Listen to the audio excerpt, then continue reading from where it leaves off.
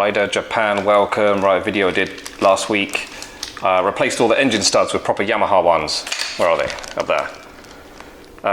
Yeah, one of them had come out, that was my motivation for doing that job, and then I found out that the thread was all stripped inside. So I have bought Helicoil kit. I'm going to try and do a repair. Disclaimer, I'm not a motorcycle mechanic. I've got no training. I've got very, very little experience. This is the first time I'm ever doing this. This is not a how-to video. This is a beginner trying it video. So don't copy what I'm doing. Okay, first of all, I'm going to test that actually goes on there. Okay, that does. Good. We are essentially replacing our stripped thread with that. That's all that's happening today. All right, looking at these tools, going through the job in my mind before I do anything. This supply drill, opening up that hole, then with this tapping tool, tapping it, getting that new thread in there. Then we can accept the helicoil. Then we're good to get this stud in there.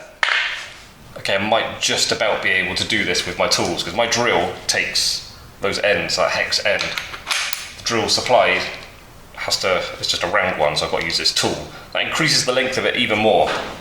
Makes it very difficult because I've got to get that exactly go straight in. So that's my wheel turned 100%, and I just about, like by about 5 mil, can get it in there and get it at the right angle. So a bit lucky there. So I've never done this helicoil job before, so very little experience working on bikes, but I do proceed with a little bit of confidence because I've got a lot of experience using tools. So used a drill loads in my life. So how do you drill straight into something? Give you a top tip. That's obviously not going to go straight into that wood. It's going to be something like that, yeah? So line it up, looking at it from the side, and then look at it from the next angle, directly down on it. So you've lined it up from the side, so it's nice and straight, so you got that right. Now you're adjusting it that way. So that's straight, double check it from the side, that's straight. You just look at it from 2 angles, and then you can be confident you're going to go straight into the surface you're drilling into. Okay, next, just going to find out how deep to go with the drill. Not deep.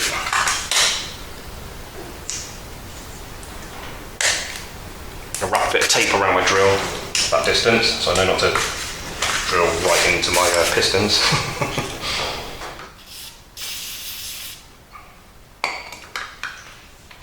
Oil on the drill. Okay, this is scary.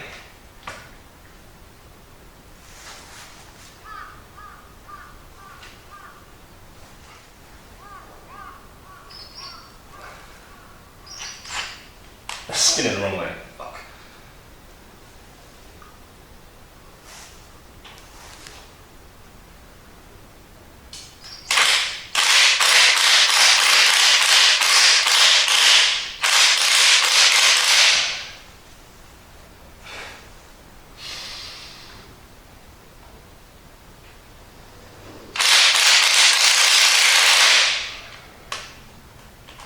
Oh, fucking battery. Okay, we're back. 1 hour later. Fresh bit of oil.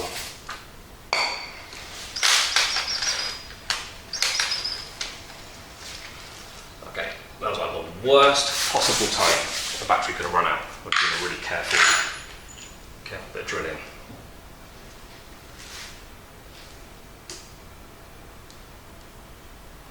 Okay, right, tilt it that way, goes that way.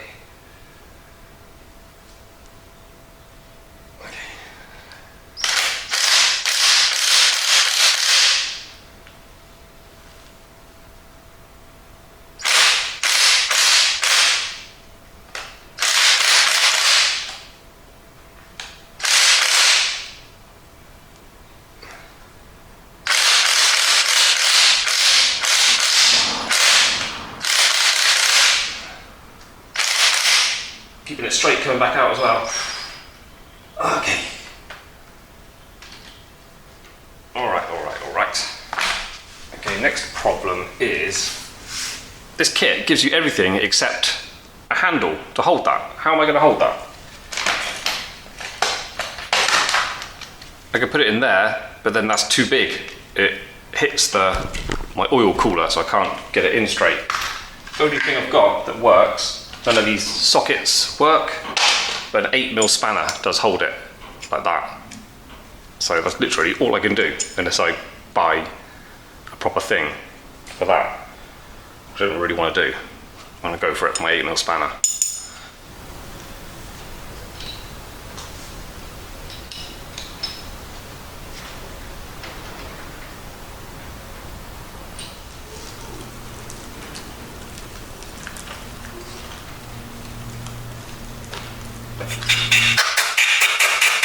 Gotta love using brand new tools.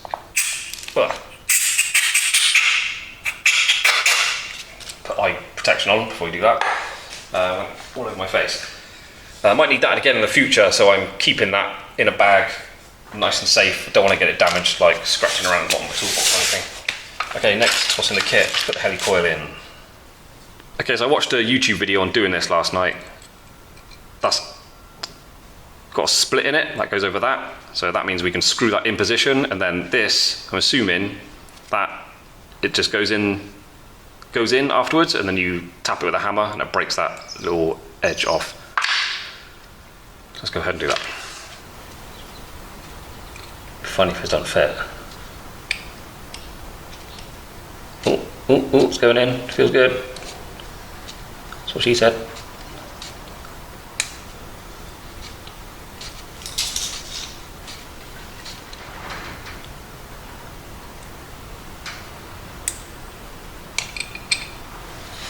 Okay, the video I saw last night, the guy had something sharp, he sort of banged that thing off, but this has just got this, so I'm assuming it's correct.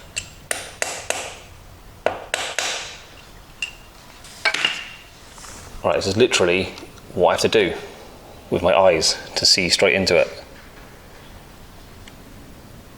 Move the wheel so I can see between the brake disc and the fork. Is it gone? Looks like it's gone, doesn't it? Okay, so back to getting the stud in.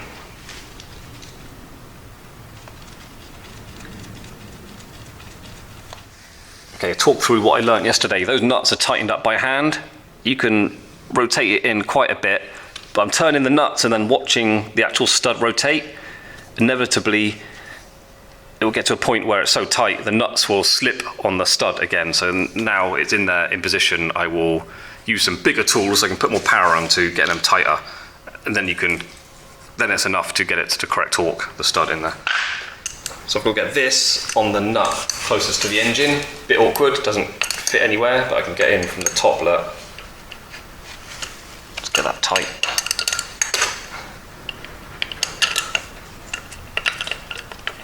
Oh, I hate these adjustable spanners so much.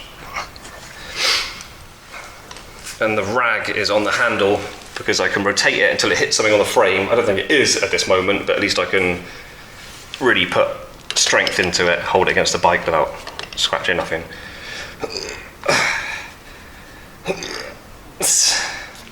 Then I go back to the torque wrench, and then again, rotate it looking at the stud. Hopefully it clicks the torque wrench before that stud starts slipping. Before the nut starts slipping on the stud. No, not rotated. Got to tighten up more. Okay, tightened up a bit more. Back on the torque wrench. There you go. Rotating the stud again.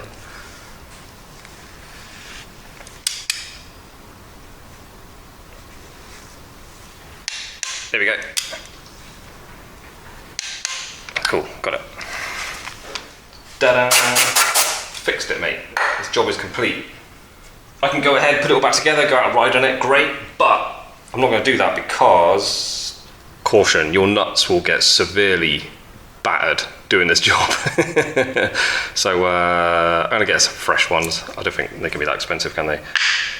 I'd rather wait a few days, put some nice fresh ones on, and then really complete the job to the best I can.